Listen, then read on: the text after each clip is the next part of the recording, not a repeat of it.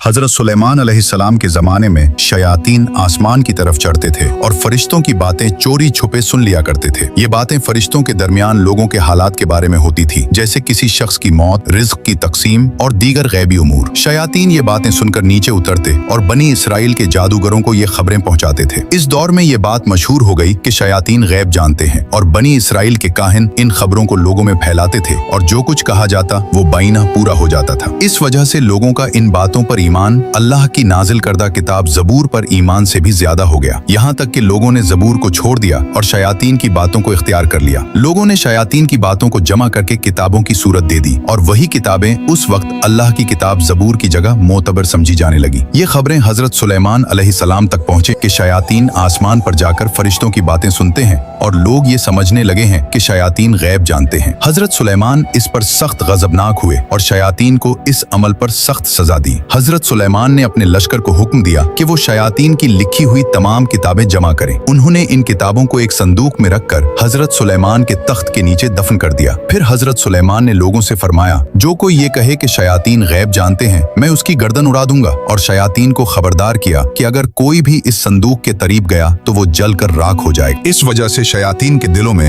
हजरत सुलेमान के खिलाफ शदीद बुग़्ज़, हसद और गुस्सा पैदा हो गया, क्योंकि अल्लाह ने हजरत सुलेमान को एक अजीम राज और ताकत अता फरमाई थी, जिससे वो जिन्नात और शयातीन को मुसख्खर करते, उन पर हुकूमत करते और उन्हें सजा देते थे। शयातीन हजरत सुलेमान की इताअत तो करते थे, मगर उनकी नबूवत पर ईमान नहीं रखते थे। वो सिर्फ इस खौफ से इताअत करते थे कि हजरत सुलेमान उन्हें कैद या अजाब दे सकते हैं। वक्त गुजरता गया, लोग और काहिन शयातीन की बातें भूलते चले गए, यहाँ तक कि हजरत सुलेमान का विसाल हो गया। उनके इंतकाल के कई साल बाद और नस्लों के बदलने के साथ वो उलमा भी कम होते गए जो जानते थे कि किताबें तख्त के नीचे दफन हैं। एक दिन बनी इसराइल के एक गिरोह के पास एक अजनबी शख्स आया जो दर हकीकत इंसान की शक्ल में एक शैतान था। उसने कहा, मेरे पास तुम्हारे लिए एक अजीम खजाना है, अगर तुम उसे हासिल कर लो तो दुनिया के सबसे ताकतवर लोग बन जाओगे। बनी इसराइल ने जवाब दिया, ये कैसा खजाना है जिसकी बात कर रहा है? शैतान मुस्कुराया और बोला, सुलेमान कोई नबी नहीं था बल्कि एक जादूगर था। वो जादू के जरिए तुम्हें धोखा देता था और उसे मोजज़ा बनाकर पेश करता था। लोग उसकी बातें गौर से सुनने लगे और पूछा, वो खजाना कहाँ है, हमें बताओ। शैतान ने कहा, हजरत सुलेमान के तख्त के नीचे खोदो, वहाँ एक संदूक मिलेगा। मुसलमान बनी इसराइल ये सुनकर गुस्से में आ गए और बोले, खामोश रहो, सुलेमान जादूगर नहीं थे, वो अल्लाह के नबी थे। काफिरों और मुसलमानों के दरमियान सख्त झगड़े हुए, मगर आखिरकार बनी इसराइल की एक बड़ी तादाद ने उस शैतान की बात मान ली। वो सब हजरत सुलेमान के तख्त के पास पहुंचे। शैतान खुद पीछे खड़ा रहा, क्योंकि वो जानता था कि अगर वो करीब गया तो जल जाएगा। उसने कहा, तुम खोदो, मैं यहीं खड़ा रहूंगा। जब उन्होंने खोदा तो वाकई एक संदूक मिला। संदूक खोला गया तो उसमें बहुत सी किताबें थी।